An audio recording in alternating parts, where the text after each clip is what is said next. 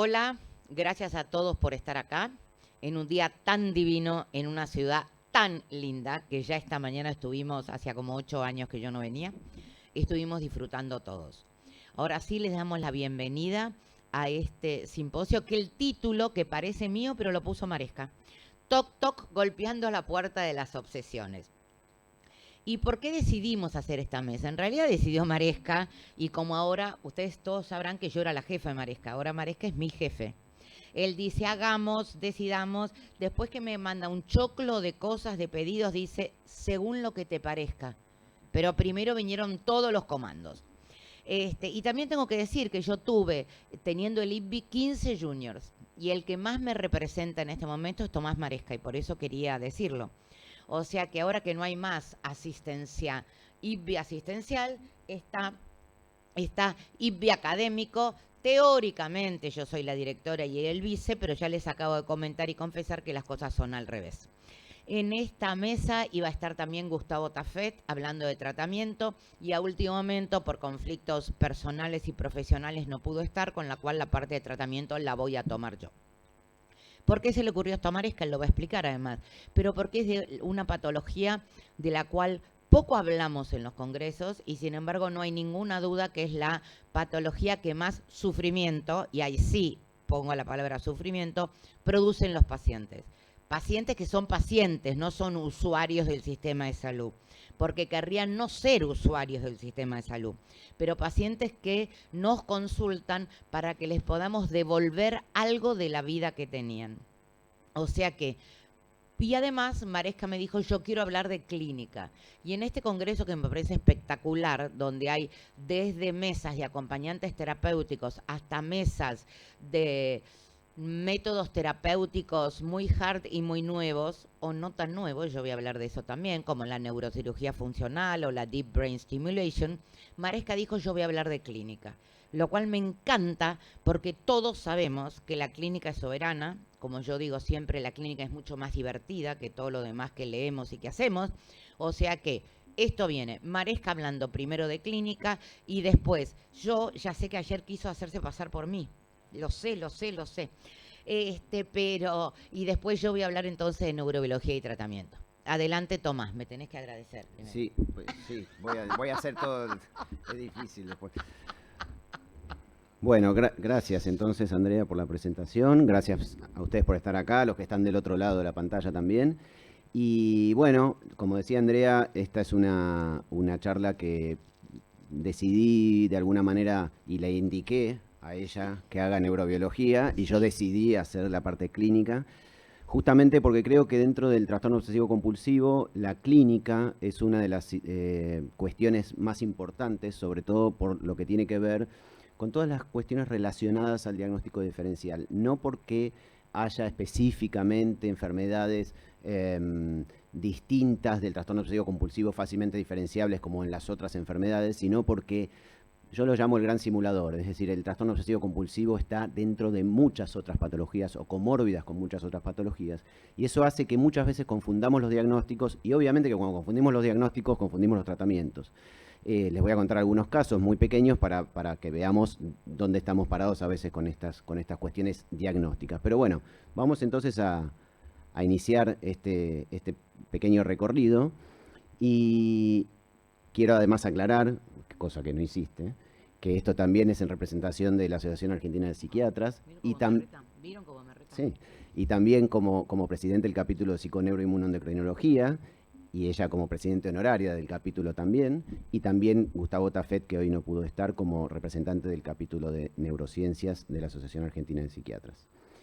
Entonces, esto es un poco un resumen de las palabras de los pacientes, ¿no? ¿Qué dicen un poco los pacientes de los que les pasa cuando después de mucho tiempo logran confesar de alguna manera sus sensaciones, sus obsesiones, sus ideas? Y ellos hablan de una guerra interna con ellos mismos, de vivir una pesadilla, de vivir una tortura, un bombardeo mental, un bombardeo permanente mental, una lucha interna que dan día a día durante meses, años o durante toda la vida. Una voz interior, no la de la esquizofrenia, no, que por ahí es más exterior que interior. Esta es interior, es una voz que manda, pero es una voz que además encuentra resistencia interna, porque no es absolutamente delirante como es en el caso de la psicosis. Una cárcel, por eso un poco la imagen, ¿no? Con los barrotes cerca, cada vez más encerrado, cada vez más inmóvil, cada vez con más dificultad para poder hacer una vida normal. Además, en función de los pensamientos, la creencia de ser una mala persona, de ser una persona que puede ser judicializada por alguna razón de sus ideas, que puede terminar en alguna situación tremenda, como la cárcel, la muerte, o alguna otra que tenga mucho que ver a veces con lo inmoral. Por eso muchas veces se asumen realmente como inmorales, con altos niveles de inmoralidad. Esto es interesante porque el tema de la inmoralidad y el trastorno obsesivo es una cuestión prácticamente histórica, porque los inicios, justamente, y acá vamos a ver un poquito de historia, los inicios son más religiosos que psiquiátricos, justamente porque estos pacientes, al tener estas ideas de inmoralidad, de dificultad, digamos, o de contracorriente religiosa en aquellos momentos, hablemos de la Edad Media o del 1700, del 1800, y fíjense ustedes los nombres que le fue poniendo la psiquiatría francesa y alemana, digamos, que preponderaban en aquella época, a estos síntomas que hoy llamamos TOC, pero tuvo muchos nombres previamente. Por ejemplo, y es interesante ver cada uno de estos nombres, la escrupulosidad o la conciencia escrupulosa. El tema de la escrupulosidad era realmente en aquel momento, tal vez antes del 1700, algo realmente importante, y pacientes que tenían estos pensamientos tal vez hayan terminado en la hoguera. Manía sin delirio, locura razonante. Fíjense ustedes que tienen lo mixto en cuanto a que hay locura y hay razonamiento. No es solo locura, una parte es de locura y la otra no, por eso la locura razonante. Monomanía razonante, cleptomanía, esto ya es de los alemanes, ideas fijas o ideación irresistible, por estas ideas que se presentan en la conciencia de una manera intempestiva, parásita, que no puede ser retirada. El delirio con conciencia, algo parecido a la locura razonante, ¿no? Es un delirio, pero con conciencia. Esto es raro para nosotros dentro de la psiquiatría, porque parecería un contrasentido. El delirio sin delirio, directamente, las ideas restrictivas, la locura lúcida, parece todo esto que va repitiendo lo anterior. La locura con conciencia, el delirio del tocar, esto es bien de los franceses. La locura de la duda, este es tal vez el más conocido, ¿no? Para todos nosotros. El delirio emotivo, el delirio emotif, ¿está bien dicho? Sí, emotif. La locura impulsiva, la enfermedad del cuestionamiento, esa es muy linda también. Y la ideación compulsiva. Después pasamos a la neurosis obsesiva de Freud, del psicoanálisis, y que marcó durante muchos años esto, y finalmente terminamos en lo que hoy denominamos trastorno obsesivo compulsivo. Buscando en mi consultorio... Cuando trabajabas conmigo no eras mucho más ordenado. No, pero empeoré. Buscando en mi consultorio encontré 3 historias clínicas de pacientes que brevemente les quiero contar para iniciar esto. El primer caso es de una paciente psicóloga de 45 años que vino con este mensaje: yo soy psicótica. Quiero que sepas que soy psicótica y quiero que me trates porque yo soy psicótica. Entonces le pregunté por qué pensaba que era psicótica y porque dijo que tenía una desviación del criterio de realidad. Y entonces le pregunté cómo sabía cómo podía ella decirme a mí que tenía una desviación del criterio de realidad y saberlo si era psicótica. Y entonces me dijo, no sé, pero lo sé. Y mi madre murió hace 5 años y yo le di mal una medicación porque el doctor me dijo que se la dé y yo le di y creo que ahí me equivoqué y se murió por mi culpa. Y después de ahí me puse psicótica. ¿Y con qué te medicaron? Bueno, aripiprazol, risperidona, olanzapina y todas esas cosas porque parecía psicótica, pero si uno escuchaba bien el mensaje se daba cuenta que obviamente un paciente psicótico es difícil que pueda tener una conciencia de su propia psicosis, en términos, como lo decía esta paciente. El caso 2, voy a matar a mis hijos, otra paciente psicóloga, ahora me doy cuenta, pero no tiene nada que ver con la profesión, creo. Y el caso 3 no es psicóloga, por las dudas, sí es un hombre. Voy a matar a mis hijos, tengo miedo de matar a mis hijos, a mis 2 hijos. Cuando cocino pienso que les voy a tirar la olla con agua hirviendo en la cabeza. Y recuerden que los alemanes linkearon mucho las obsesiones a la paranoia. y de hecho los obsesivos tienen esta beta paranoide siempre presente, paranoide, y que voy a matar a mis hijos, tengo mucho miedo, tengo terror, se quería ir de la casa, no comía con cubiertos en la mesa. Y el caso 3, un paciente de jovencito de 28 años que no podía no contarle a la novia todo lo que hacía en el día, sobre todo lo que tenía que ver con mujeres. No, ninguna infidelidad, con mirar mujeres. Solamente si miraba mujeres en la calle, recordaba todas las que había mirado. Y entonces cuando llegaba a ver a la novia le decía, mira, miré una chica en el subte, después miré una chica en la calle, después fui a tomar un café y miré una chica en el café, y así sucesivamente.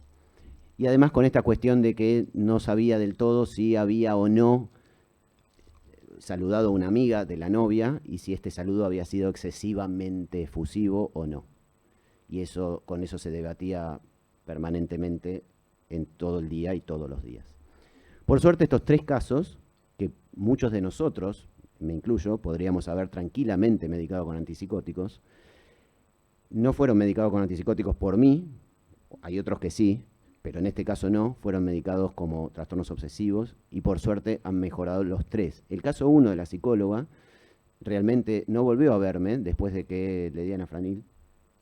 La vi durante un tiempo, después no volvió a verme porque está tan bien que me escribe y me dice, me salvaste la vida, soy otra persona, volvió a ejercer, se juntó con un novio, etcétera, etcétera. Y esto se diluyó casi completamente. Esto es importante porque a los fines diagnósticos de este tipo de pacientes es muy importante tener presente esto y no dejarse llevar y confundir por las ideas.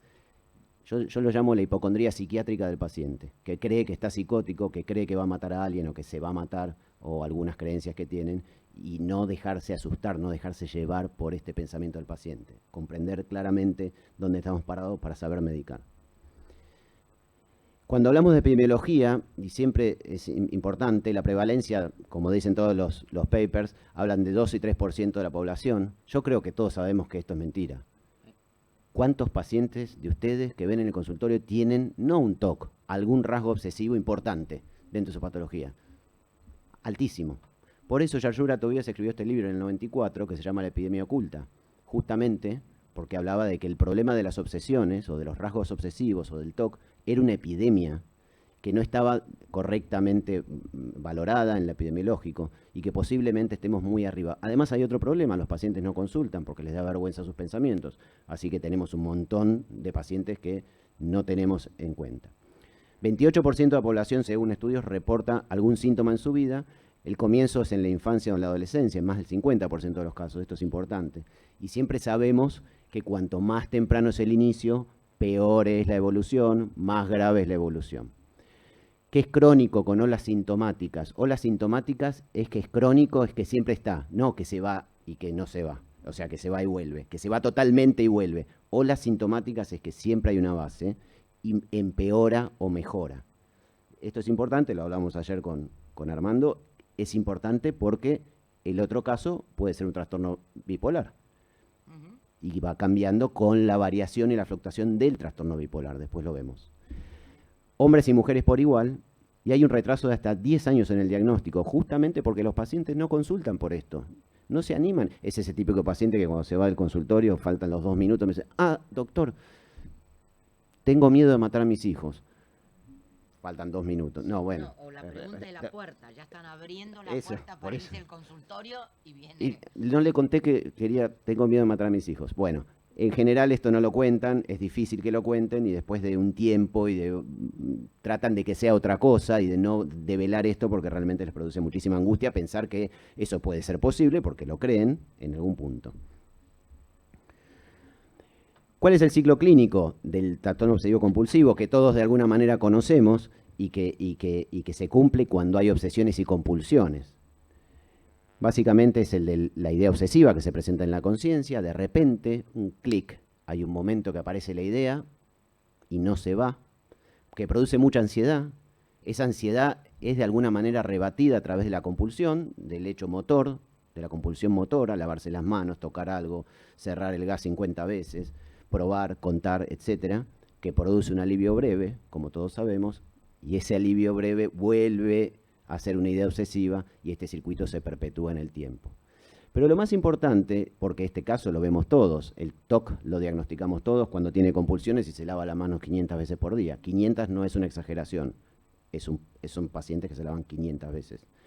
El problema es cuando no tiene compulsiones. La mayoría de los pacientes que vamos a ver no tienen compulsiones, tienen solo obsesiones. Y tienen compulsiones tal vez mentales, no lo vemos, no son motoras. Entonces ahí este circuito se achica y la compulsión desaparece. Y el alivio breve aparece a veces y a veces no. Simplemente es una obsesión que se perpetúa angustia y que no tiene alivio. Recuerden que algunos autores han llamado al TOC como el cáncer de la psiquiatría, justamente por lo devastador y complicado que es para estos pacientes. Los opuestos del TOC, esto lo saqué de alguna otra tuya. Sí, te la voy a repetir. Sí. Porque, claro, hablamos de un espectro TOC. Hablamos de un espectro a esta altura TOC. ¿Por qué? Porque hay muchas situaciones que podemos asimilar al TOC. El TOC puede ser más compulsivo, pero también puede ser muy impulsivo. Uno diría, bueno, el paciente que tiene esa idea nunca llega al acto. Piensa que va a hacer algo, pero nunca lo llega. No, nunca no. El paciente TOC impulsivo, sí. El paciente TOC impulsivo suicida hace intentos de suicidio permanentemente. Puede ser temprano o tardío, por supuesto cuando es temprano siempre es más grave, el pronóstico es peor que cuando es tardío, y obsesivos compulsivos u obsesivos puros, los que los americanos llaman pure O, que son puros obsesivos. No tienen compulsiones, por lo menos motoras. Son más complejos de tratar, porque el tratamiento de la estimulación y la progresión de la respuesta, que es el tratamiento cognitivo típico para estos pacientes, no lo podemos lograr con facilidad porque no hay una compulsión, entonces no tenemos que frenar. No es que podemos frenar que se vaya a lavar las manos. Y ahí tenemos un problema con estos pacientes. Pero el opuesto más importante es si es egodistónico o egosintónico. Y en este caso de la imagen es si este señor que viene en el auto dice, estoy en contramano pero no lo puedo evitar, o todos los que vienen por ahí están en contramano y yo voy bien. Ese es el punto importante. Obsesivo, paranoide o psicópata.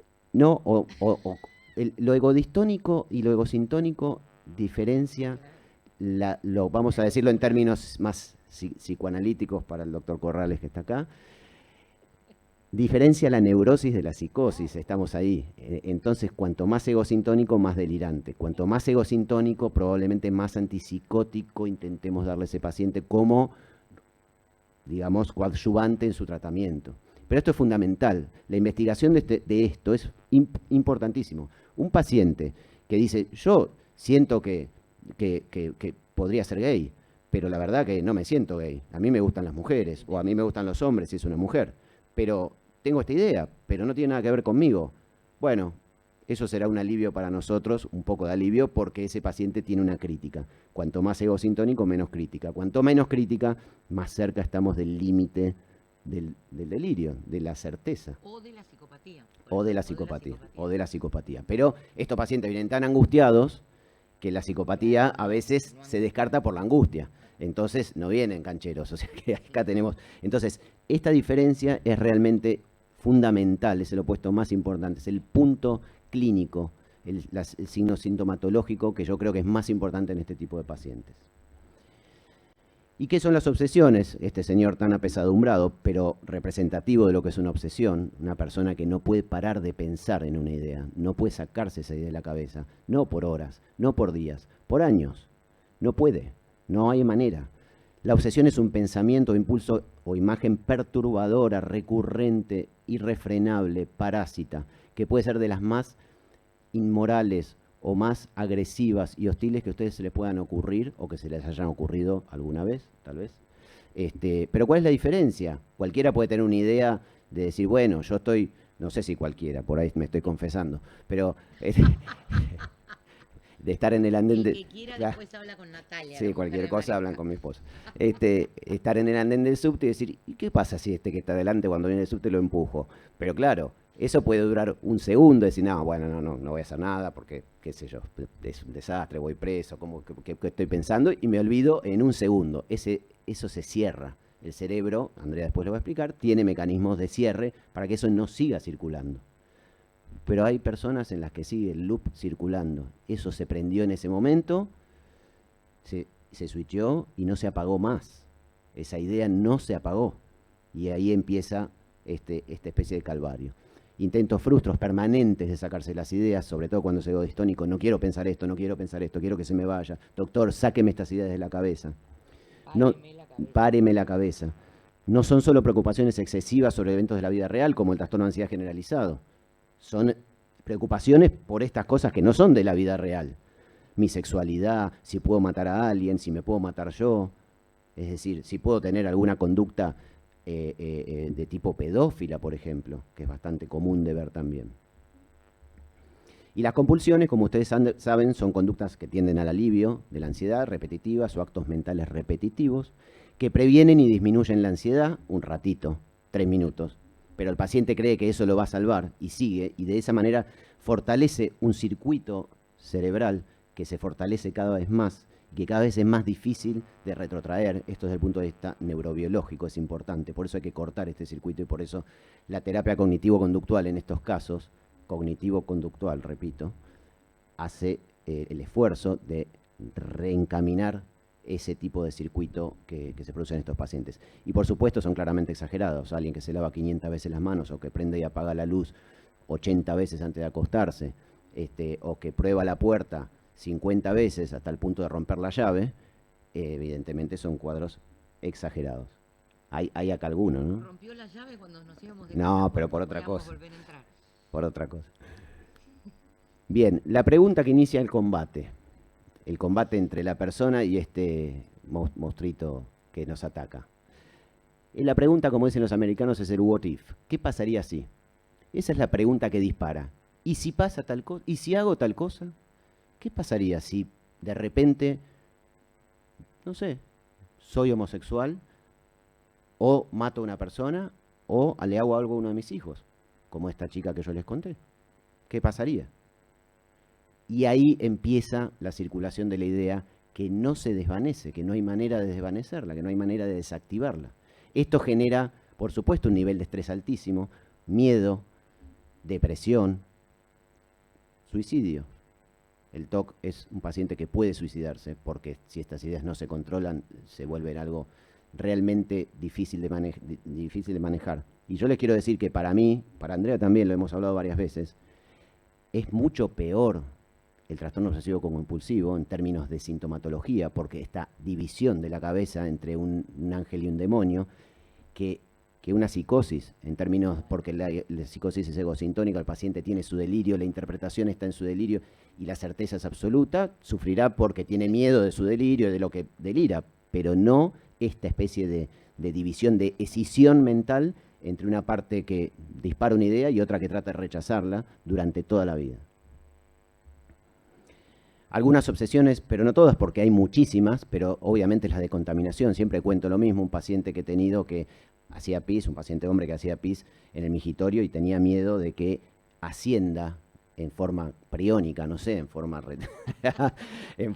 retrógrada, alguna bacteria por el pis y se contagiara algo en forma urinaria. Y entonces, no, en los migitorios, tenía ese problema, con lo cual, bueno, trabajaba todo el día afuera y tenía problemas. Causar daño sin intención, sin querer, estoy manejando, tenía un paciente taxista que se bajaba del auto cada 100 metros, pues pensaba que había pisado a alguien, miraba las ruedas a ver si tenían sangre. Causar daño con intención, lo que yo les conté, y si empujo a fulano, y si lo tiro, o si lo mato. Las religiosas, si no rezo tantas veces y tal cosa, va a haber un daño para tal, para cual, muy frecuentes. Las supersticiosas, creo que todos podemos tener algo, la escalera, no bajar, bueno. Las sexuales, propiamente dichas, que puede ser la compulsión sexual, pero también las de orientación, las pedofílicas. De hecho, hay siglas específicas para eso, que lo llaman HOCD en inglés, o POCD por homosexual o pedophilic OCD. La simetría, que no siempre es un TOC, a veces es un trastorno obsesivo compulsivo de la personalidad. Las existenciales, ¿por qué estoy acá? Si Dios existe, si no existe, pero de una manera interminable y sin ningún tipo de respuesta y con muchísima angustia. El need to know, las personas que no paran de necesitar saber y conocer y leer permanentemente un tema, cuando empiezan y no cualquier semejanza con la, con la realidad. Para los que están atrás también, cualquier cosa me llaman. El need to know, de esa manera de necesitar saber permanentemente más y más y más de un tema y no poder parar, y ahora con internet muchísimo peor. Y aquellas somáticas, la hipocondría. Las somáticas son realmente importantes, vemos muchísimos pacientes. Ahora en el DSM-5 las sacaron, las cambiaron, las pusieron otro, pero no dejan de ser obsesiones. Vamos a la realidad. La hipocondría es una obsesión y el hipocondríaco es un trastorno obsesivo compulsivo. Algunos se van a hacer radiografías, estudios, otros no, pero no deja de ser un trastorno obsesivo. Algunas compulsiones, ya conocemos el lavado, la limpieza, algunas dijimos, la repetición, se lavan las manos y mientras contar números, y si llegan a 10 y si contaron mal empiezan de nuevo, y otra vez, ordenar o acomodar, las compulsiones mentales, rezar mientras se lavan las manos, hay como mixtas también, hay un popurrí de estas, la necesidad de contar, el no tirar para los acumuladores, porque alguna vez puede servir, cualquier semejanza con la realidad, también ya saben. El espectro TOC, en definitiva, y ya son las últimas, ya termino, que dice el DSM-5, más allá del trastorno clásico, el obsesivo-compulsivo, habla de enfermedades relacionadas. El trastorno dismórfico corporal, sabemos que es un trastorno bastante bravo, con muchísima tasa de suicidios, muy complejo de tratar. El trastorno de acumulación, los hoardings, la tricotilomanía, los que se sacan los pelos y se los comen. Los trastornos de escoriación o el skin picking disorder, cuando se lastiman toda la piel, los brazos, las uñas. El TOC inducido por sustancias y el TOC debido a enfermedad médica, estas son cosas del DSM-5. Pero vamos a la realidad, más allá de todo esto, a la biblioteca y a la neurobiología y a los libros y a los clásicos y a todos los que leemos. La hipocondría, el Tourette, además de todos los que dije. Los trastornos de la alimentación y las adicciones, los circuitos neurobiológicos son los mismos.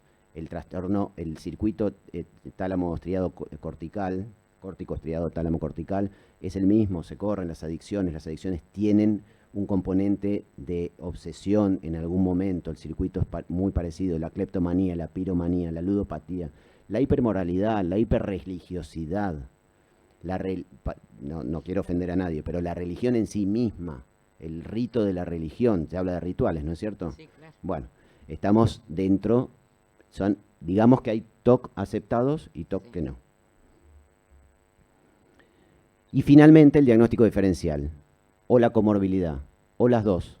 ¿De qué hablamos? Fíjense, a la derecha tienen las curvas, las líneas, este gráfico con las comorbilidades. Y cuando vemos las comorbilidades, vemos, por supuesto, las más importantes son tiene de todo tipo, podemos encontrar en todos los pacientes, por eso les hablaba del gran simulador. Y cuando hablamos de la comorbilidad, sobre todo, la confusión de las más importantes aparece con el trastorno bipolar. Muchos trastornos bipolares son comórbidos con el trastorno obsesivo, 20%, 25% según las distintas series. Pero acá hay algo muy interesante. ¿Es comórbido o el paciente tiene un TOC y cuando mejora sus síntomas de TOC entonces se pone contento y parece maníaco o hipomaníaco? O al revés, es bipolar y cuando mejora la bipolaridad mejora el TOC. Y esto es muy importante en el diagnóstico diferencial, sobre todo porque cuando tenemos un trastorno bipolar comórbido con un obsesivo compulsivo, ¿qué tratamos primero? Estaba pensando Perdón, con tu mujer. yo estaba haciendo el show y vos me cortaste. De nuevo. Trastorno obsesivo compulsivo con un trastorno bipolar, ¿qué tratamos primero? El trastorno obsesivo. No. Sí. Porque si no se lo mandamos a Tetkovich, a Strekulevich, a toda esa gente bueno, que habla de cosas aburridas. Teóricamente deberíamos tratar el trastorno bipolar. Porque el trastorno bipolar estabilizado puede, cortar los síntomas obsesivos. Porque puede ser secundario, puede ser un epifenómeno del trastorno bipolar. Sin embargo, muchas veces lo que vemos y lo que más vemos es la comorbilidad, es decir, están las dos. Y ahí tenemos un problema. Tratamos con antidepresivos el trastorno obsesivo y empeoramos el trastorno bipolar. Tratamos el trastorno bipolar sin antidepresivos, pero el trastorno obsesivo no mejora el trastorno bipolar y no mejora el trastorno obsesivo. Así que ahí tenemos un gran... Pero lo que apunta esta imagen es siempre tengamos en cuenta que nuestros pacientes van a tener probablemente en un amplio, fíjense lo que vemos a la derecha, desórdenes de ansiedad, casi un 80%, van a tener obsesiones. Búsquenlas, hay que preguntarlas. Hay que preguntarlas específicamente. si piensa en esto, si piensa en lo otro. Total, que perdemos. Si el paciente las tiene, se va a sentir aliviado cuando uno le pregunte y cuando uno le cuente que eso existe en otros pacientes. Finalmente, tips para pensar no obsesivamente. Siempre buscar y preguntar sobre síntomas obsesivos. El paciente es difícil que lo cuente. Si lo identificamos, recordar que la comorbilidad es la regla, no la excepción. Descartar la viabilidad de su pensamiento basados en el diagnóstico. Es decir, que no podemos pensar que si el paciente dice que tiene pensamientos pedófilos, es un perverso, polimorfo, no sé. Tratemos de evitar ese tipo de evaluaciones, siempre y cuando no sea un psicópata. La psicoeducación es muy importante en estos pacientes, se alivian mucho cuando uno les cuenta y les explica que esto existe, que esto se trata y que muchas otras personas lo padecen. No olvidar que muchas veces estos pacientes parecen bipolares y no lo son, parecen psicóticos y no lo son. Todo depende de la existencia o no de sus ideas. No olvidar que muchos estos pacientes parecen bipolares y sí lo son, parecen psicóticos y sí lo son. Observemos los patrones sintomáticos. Nunca nos asustemos con las ideas de los pacientes. No pensemos que van a matar, que van a violar y que van a hacerlo con los chicos. Yo siempre le digo a los pacientes, del pensamiento al hecho hay un trecho largo, importante. Bueno, gracias a todos. Por las dudas lo puse muchas veces. Correte un poquito, poneme la mía. Cierto. Bueno, ahora tengo que hablar yo, pero primero quiero felicitar, por supuesto, primero quiero felicitar, por supuesto, a mi nuevo jefe, como ya les conté, y esto les demuestra a todos los que siempre escuchamos a Mariesca hablar de dolor o hablar de intestino, que en realidad es un gran psiquiatra y un gran semiólogo. Pero cuando recién no lo estaba escuchando era porque estaba pidiendo una virome, porque se me ocurrió una asociación libre psicoanalítica. Igual no te lo voy a perdonar. No me lo... A ver, dijimos que él siempre habla de intestino y siempre habla de dolor. Y voy a ser muy guaranga. Cagar con dolor es estar constipado. Estar constipado es la etapa anancástica freudiana, que era lo que Freud decía que era la neurosis obsesiva. Para que se den cuenta que hemos leído a Freud, aunque no lo reproduzcamos. ¿Te gustó, Mariesca? Me encantó. La depresión anancástica. Sí, señor. Claro. Ahora sí, yo voy a hablar de algo un poquito más aburrido, que vamos a tratar de que no sea tan aburrido, y está basado en una charla, porque las últimas diapositivas están en inglés, porque están basados en una charla que dimos en Vancouver con el doctor Alejo Corral en un mundial de... Corral dije, porque una se debe al presidente, Ricardo Corral es el presidente de la AP, con Alejo Corrales en Vancouver en una reunión de la World Federation. Entonces, bueno, todos saben ya quién soy yo, solamente recuerden la parte de abajo, sobre todo en este congreso, que fui López Mato, que me dejó 5 hijos y el alias científico, pero ahora soy Romanela y tengo que decirlo porque está en primera fila.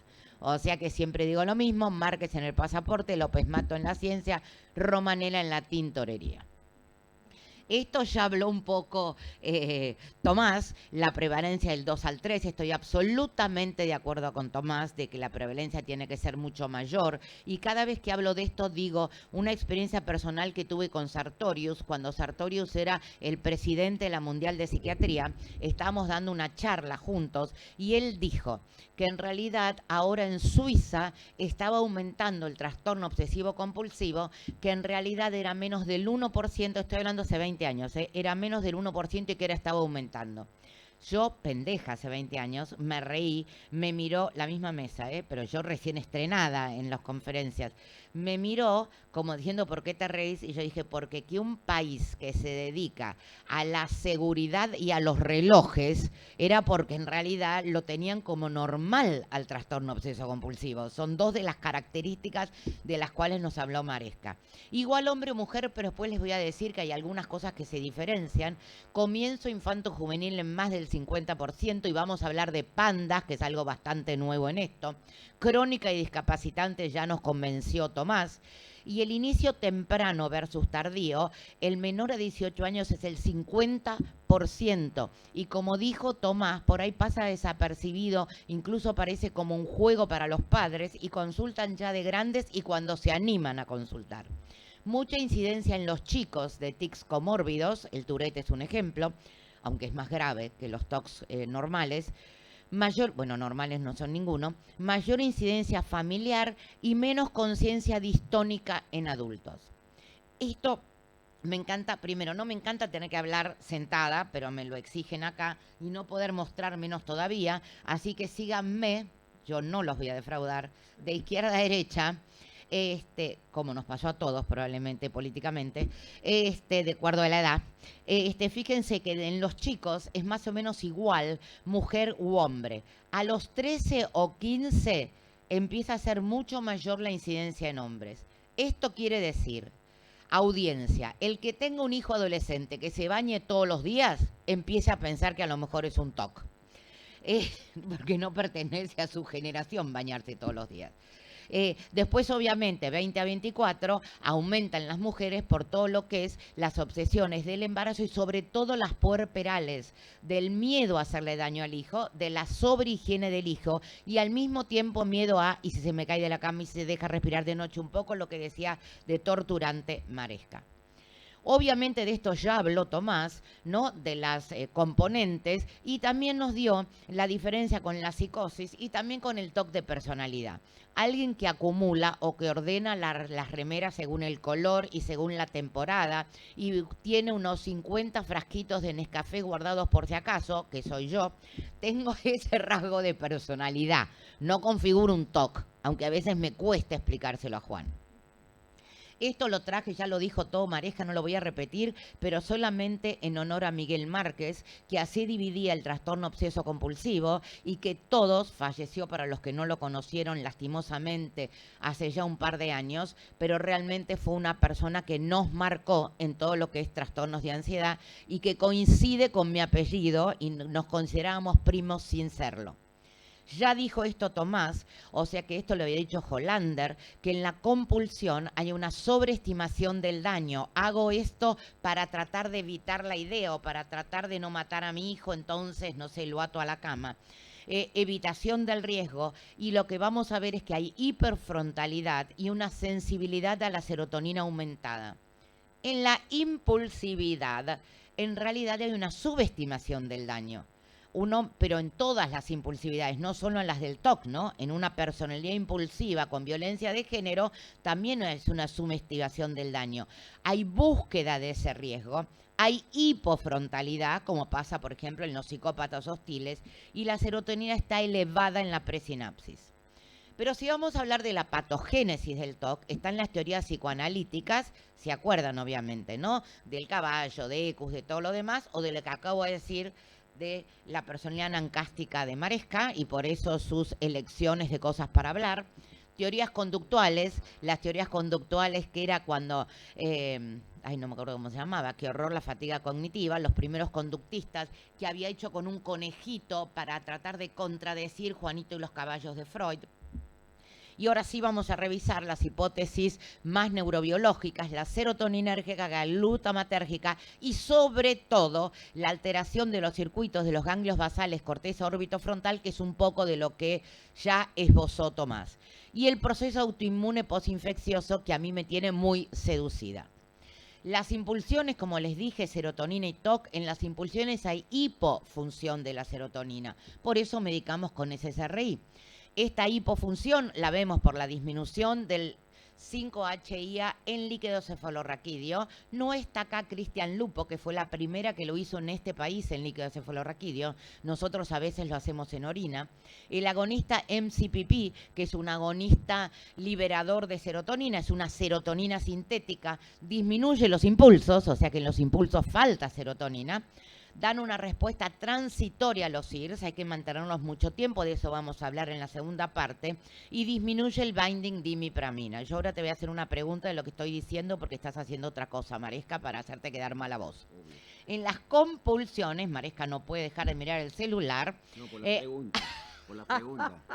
Hay una hiperfunción de serotonina. O sea que ya entendemos que el tratamiento farmacológico va a ser complejo y siempre tiene que ir acompañado de un tratamiento psicoterápico. hay aumento de 5-HI en el líquido cefalorraquídeo. El agonista serotoninérgico aumenta, ven que es todo lo opuesto a los impulsos. Hay respuesta tardía a los IRS, hay que esperar los 6 meses a los IRS para disminuir compulsiones y hay disminución del binding de imipramina. Pero esto es lo más interesante, hasta ahí todos lo sabíamos. Otros neurotransmisores. Los agonistas de dopamina pueden inducir estereotipias que se ven en imágenes funcionales. A ver, cualquiera de ustedes, yo al menos uso mucho pramipexol como desanclante en bipolares y el pramipexol puede dar juego compulsivo. La hiposensibilidad de noradrenalina favorece la actividad dopaminérgica y aumenta las compulsiones. Esto pasa con beta bloqueantes dado por cardiólogos. Hay casos reportados. Y el hipertono de glutamato en corteza frontal y ganglio basal. Y de eso es lo que más vamos a hablar. Glutamato y TOC. Aumento del glutamato encaudado en las resonancias funcionales, aumento del glutamato en líquido cefalorraquídeo. Ayer dije en la excelente charla de Fabián, la Mesón, cuando hablamos un poquito de cada uno de los cortejos de la esquizofrenia y los neurotransmisores implicados. El glutamato es la vedette de este momento, lo sabemos, de ketamina en adelante. Pero lo importante es que cualquier tratamiento antitox se potencia con riluzole, que es una sustancia que se usa para la esclerosis múltiple, y hay potenciación también de los tratamientos del TOC con memantine, y esto me lo enseñó Tomás Maresca, que lo había traído de un APA 2017. ¿Cómo están implicados los ganglios basales en TOC? En neuroimágenes funcionales, como dije, en accidentes congénitos, o sea que chicos que nacen con menos ganglio basal, o con más ganglio basal en realidad, en la relación con el Tourette, donde esto está demostrado hace mucho tiempo, en los resultados de la neurocirugía funcional y en la perspectiva neuroetológica. Lo de arriba en blanco es de Goodwin, la perspectiva neuroetológica es mía y ahí va. Fíjense que esto es de Yayura Tobías, del libro que dijo él, y fíjense cómo Yayura Tobías dice que ahí están todas las conductas obseso-compulsivas. Las que son de ganglio basal, acopiar, acicalarse, tricotilomanía, onicofagia, rituales, agresión, miedo, son más frecuentes en hombres que en mujeres. Por eso está la flechita hacia abajo en mujer. Las que dependen también de la corteza orbitaria y del lóbulo frontal, dispercepciones, simetría, orden, obsesiones, hipertrofia moral, dudas, verificación, son más frecuentes en mujeres. ¿Por qué puse ahí un gato? Porque mi teoría es lo de la neuroetiología, que los gatos son el modelo de TOC, no las ratas, el modelo de TOC que tenemos que empezar a buscar. Cualquiera que tenga gatos, cualquiera que me conoce sabe que amo los gatos y tengo muchos, el gato duerme siempre para el mismo lado, se acicala siempre de la misma manera, el gato acopia, el gato se acicala, el gato tiene tricotilomanía que hace así hasta que se rompe las uñas con una alfombra o con el mejor sillón de nuestro living, tiene onicofagia cuando le quedó un pedacito de uña, tiene rituales, el gato caga y come siempre en el mismo lugar, por eso es más ventajoso que un perro ponerle las piedritas. Entonces yo siempre decía, el gato es un modelo TOC. Y fíjense, hoy hay un montón, Maresca siempre me dijo, se lo tenés que publicar. Esto no importa, se los hago cortito, esto es de este año, en una página de veterinaria hablando de las importantes TOC que tienen los gatos. Entonces dice, actitudes repetidas, cuarto renglón, en el tiempo incontroladamente sin una finalidad aparente y fuera de contexto. Estas características hacen que dicha conducta, cuya base está en actitudes normales, como el atusado, la alimentación o la locomoción, interfiere en su vida normal. Mejor definición de TOC no hay. Acabo de acordar algo. Goldar decía que el TOC era un aumento de los valores preventivos. Y es así.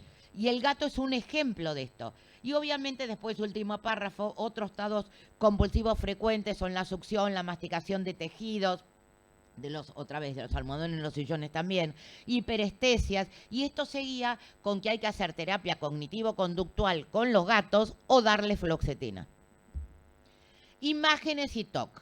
La hiperactividad metabólica que se ve en las imágenes es en la corteza frontoorbitaria, en la cabeza del núcleo caudado y en el cíngulo anterior. Leandro Piedimonte, mira para adelante porque ahora voy a hablar de la cingulectomía en TOC, que es tu equipo de trabajo. Fíjense en las imágenes funcionales, yo los observo a todos, ahora que son pocos. Imágenes funcionales y TOC, fíjense, ahí está el diagnóstico, primera columna, segunda columna, qué imagen usaron. Vamos al último. La corteza paralímbica está activada en todos. Paralímbico, valorizar, jerarquizar, dar importancia en todos los trastornos de ansiedad. Puede estar aumentada y en los normales también. En la corteza orbitofrontal está solamente en TOC y el caudado está solamente en TOC. Este es una de mis primeras imágenes de TOC, me la hizo Lisandro Ilia cuando ahora no se dedica más a esto, cuando se dedicaba a neuroimágenes hace muchísimos años, muchos. Este es el hiperflujo del caudado en un SPECT y fíjense la firma del paciente. La de Monchablón es muy parecida. Pero, de verdad, el que lo haya visto firmar a Monchablón es muy parecida.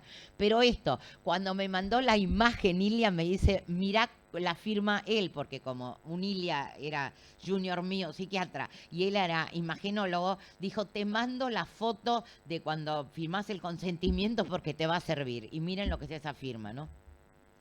En inmunología y disminución de interleuquina 1 beta y TNF, al revés que en la depresión. Sin embargo, como evidentemente produce mucha depresión, si nosotros, estos son estudios de Van Brilla, hacemos mediciones, generalmente como coexiste con depresión, vamos a encontrar 1,6 y TNF aumentada. Pero lo más importante de acá son los pandas. ¿Qué son los pandas? También Yayura fue uno de los primeros en hablar de los pandas. Pediatric Autoimmune Neuropsychiatric Disorders Associated with Streptococcus. Estamos en la era donde las infecciones les estamos empezando a dar mucha importancia, ¿verdad? Con este bicho de mierda. Pero entonces, los pandas tienen esto. Inicio infantil de TOC y de tics. Por el estreptococo, chicos. Ahora voy a decir. Otros signos neurológicos. Por ejemplo, movimientos coreiformes. Evidencia de infección de estreptococo en el embarazo. Exacerbación del TOC en nuevas infecciones por estreptococo, aunque sea una angina, ¿no? Y evolución con episodios o en serrucho, un poco lo que nos habló Maresca. Siempre queda una base y sube, pero nunca llega al fondo, por eso es serrucho. Y ustedes piensen, siempre dijimos, Corea de Huntington, estreptococo en ganglio basal dorsal, el neurológico, estreptococo en ganglio basal límbico, el ganglio basal anterior psiquiátrico. Conductas repetitivas, neurológicas, Corea, psiquiátricas, TOC. El tratamiento, que lo iba a dar Tafet, lo voy a dar yo en 5 o 6 minutos. Psicoterapia activa. Activa quiere decir, como dijo Maresca, terapia cognitivo-conductual y psicoeducación. Ya nos los dijo Maresca. Psicofarmacológico usamos IRSA altas dosis, clorimipramina altas dosis, algún antipsicótico atípico, sobre todo cuando hay comorbilidades, como también dijo Maresca. O sea que evidentemente hay muchos que parecen psicóticos. Memantine, que dije que aumenta la respuesta, Riluzol, y ahora empiezan las experiencias con ketamina. Y ahí dice, y no me deja mentir Alejo, que me escuchó esto en Vancouver, ni Tomás, que le pasé la charla hace 2 años, ni Juan, que vio cuando lo hacía en casa, que esto no lo agregué ayer después que escuché a los Piedimonte, sino que sabíamos de la neurocirugía. Cuento muy rápidamente, esto sí lo puse hoy, de los 3 casos que ayer me encantó que Fabián dijera, que muchos de los pacientes los veía con Schwartz, que eran derivados por mi papá. Son los primeros 3 casos, CM Carlos Márquez, obviamente ahí hacíamos con Marquito Erelcel ablaciones, yo iba, recién estaba estudiando, pero iba, y la primera era una monja tan inhabilitada, con un TOC tan importante, pero dentro de su TOC, cada vez que veía un crucifijo, veía a Cristo en erección. Entonces, increíble, ¿no? Perversa además la monja, pero el problema era que la iban a echar, vino la madre superior a hablar con mi papá. Ya había pasado por todos los tratamientos que ustedes quisieran. Y entonces le hicieron, también había un ingeniero, porque chicos, cuando yo veía estas cirugías, no había resonancia, era ventriculografía, angiografía, una imagen estática, tomografía que recién aparecía, y un ingeniero que daba el target para ablacionar. En ese momento lo que se hacía era dorso mediano para impedir la conexión entre la amígdala y el frontal. Vampirismo. Este era un chico con Tourette, que después de los 4 o 5 años tenía vampirismo, de modo que cada vez que la mamá lo alzaba a upa o quería acercarse, le mordía el cuello. Chico que también había pasado, ojo que este chico me acuerdo que primero le hicimos clonimipramina en altas dosis en suero, cuando no estaba permitido clonimipramina en chicos, y terminó con un dorso mediano. Y la de los perros era una mina que empezó, una señora grande con fobia a los perros, y después empezó a ser tan discapacitante esto, que ella soñaba con perros o estaba con perros, se mudó 3 veces de su departamento porque quería un departamento donde no hubiera mascotas, y cuando veía que algún vecino tenía un perro, vendía, una señora de mucho dinero, vendía un departamento y se mudaba a otros. Pero realmente incapacitante, terminó no saliendo de su dormitorio, que lo tenía que limpiar la empleada 3, 4 veces por día, y a la empleada la higienizaba como una paciente que tenemos en común, que ahora en época de COVID le pasa raid o no sé qué a la empleada por miedo al coco, no, espadol. Más o menos. Raid. Le encantaría pasarle raid a la Sí, que sí. conocemos. Eso es verdad. Es verdad, la Pero conocemos no los se lo dos. tiro. Estoy terminando. Y lo primero que hizo al mes de la neurocirugía fue comprarle perros a los hijos, a los nietos. Y el de las apneas, que lo conté muchas veces, que ese sí fue indicación mía, soy ALM, pero puse Andrea Márquez también, que era un chico que tenía compulsiones a hacer apneas para evitar que se muriera gente de su familia. Las apneas eran tan importantes, hacía apnea hasta que se caía al piso desmayado. Lo tuvimos que internar en el diagnóstico, en terapia intensiva, succinilcolina, un montón de cosas. Decidimos ahí con Driolelas Pure, con Chinela, ya no con Driolelas Pure, los conozco a todos, se murieron, pero hacerle una psicocirugía, y ese sí fue una singulectomía, y anduvo muy bien 6 meses, y a los 6 meses, un psicoanalista diría cambió de catexia, porque a los 6 meses empezó con un TOC menos grave que pudo ser disminuido con clorimipramina. 18, 19 años. Los IRS eficaces en TOC, lo saben todos, ahí está, pero el 40-50% de la gente es no respondiente. Pero lo que tenemos que decir es esto. Los trials para decir no respondiente para los laboratorios son 12 semanas, y todos sabemos que tenemos que esperar más de 3 meses para inicio de acción. 15, 20 para una depresión, 6 meses, 3 a 6 meses para un TOC. Para que el paciente diga vuelvo a ser yo en una depresión, 3 meses. Acá 2 años. Dosis hasta triple de la depresión. Evidentemente hay algo neurobiológico en esa serotonina con el glutamato que es distinto, porque la dosis que yo uso de anafranil en una depresión es 75, 300 es la dosis que llegamos, de lo que quieran, fluvoxamina 300. El tiempo de respuesta, ya lo dije, es hasta triple de depresión. Siempre igual comenzamos con IRS, y si no funciona, estos son consensos internacionales, a los 6 meses pasar a clonimipramina. Yo a veces, por mi ansiedad, si es muy grave, directamente empiezo, cuando se consigue, porque en este país es en serrucho también conseguir la clorimipramina con clorimipramina. Antipsicóticos, cada vez más papers de tratamiento en combinación con SSRI. Hay papers positivos con aripiprazol, con risperidona, con amisulpride y probablemente con brexiprazol, que presentó ayer Fabián. Papers negativos con olanzapina, y acá me molesta terriblemente porque yo amo la olanzapina. Papers negativos con quetiapina, que ahora sí empiezan a aparecer recién ahora papers positivos con quetiapina. Pérez Rivera habla mucho de esto. Y ojo con la clozapina, que nadie de ustedes duda que es el mejor para cualquier esquizofrenia refractaria. Pero se acuerdan que desencadena TOX. O sea que nebefrenia, que de por sí tiene ideas obsesivas y compulsiones, no usemos clozapina. Predictores de buena respuesta antipsicóticos en TOC, los esquizoobsesivos, los OCD con algún tipo de idea deliroide y los OCD con tics. Los estabilizadores, papers positivos con lamotrigina como add-on, no como sola. Papers positivos con pregabalina como add-on, eso es nuevo para mí, nunca lo usé, lo voy a empezar a usar. Papers inciertos con topiramato y papers negativos con litio. O sea que si tratás a tu bipolar obsesivo primero la bipolaridad, no con litio, Marisca. ¿Viste cómo te la devolví, no? Sí, obvio. No esperaba otra cosa. Tratamiento con pandas. Esto es muy importante si yo hago el diagnóstico inicial, porque puedo hacer una plasmaféresis en un chico de hasta 3, 4 años y sacarle los anticuerpos contra el estreptococo, inmunoglobulinas endovenosas, corticoides o profilaxis con penicilina en un embarazo de estreptococo. Esto era para recordarles que los receptores de serotonina, como dijo Fabián ayer, son muchos y que esto fue pionero en mi trabajo con Bullosa cuando hace casi 30 años hicimos este arboretum de serotonina.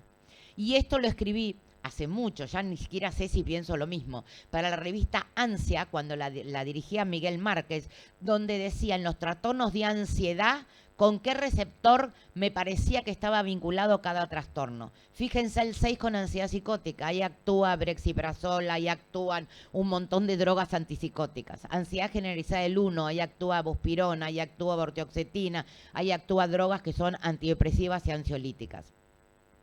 Termino en 3 diapositivas, sí, justo, para mostrarles este caso. Disculpas que está en inglés, no lo conseguí en castellano, lo tengo en castellano, pero me volví loca, Juan da fe, ayer buscándolo, y esto es como lo presenté en Vancouver, en ese famoso trabajo de congreso. Es uno de los pacientes peores, Maresca lo conoce, que empezó con obsesiones desde chiquitito, con síntomas en el colegio de verificación, de orden, de juegos repetidos, pero eran el menor de una familia con 2 hermanas mayores, eran vistos como bizarros, uy, mirá, no eran vistos como patológicos. La madre, cuando la interrogó, y me dice, qué raro, esto nunca me lo preguntó ningún pediatra, había tenido una estreptococcus grave en el embarazo.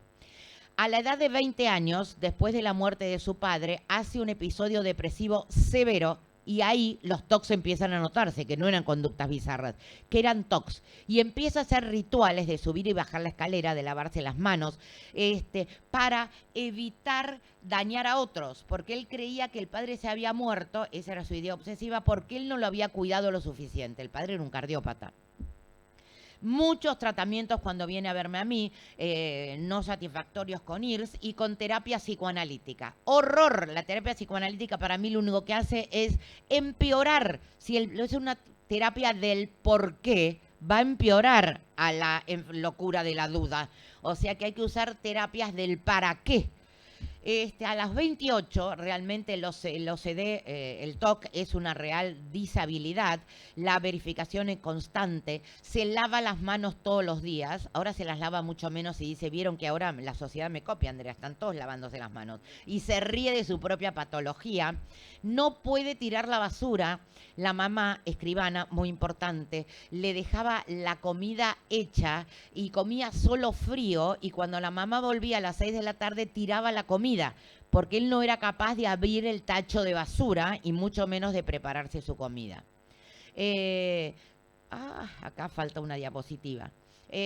Falta una diapositiva. Lo traté, ya lo digo, con fluvoxamina, que era el único IRS que no había tenido. Lo llevamos hasta 400 miligramos. Hizo una terapia cognitivo-conductual, donde una vez, Maresca se va a acordar, yo entro, la cocina en el IPBI se había convertido en sala de médicos, obviamente.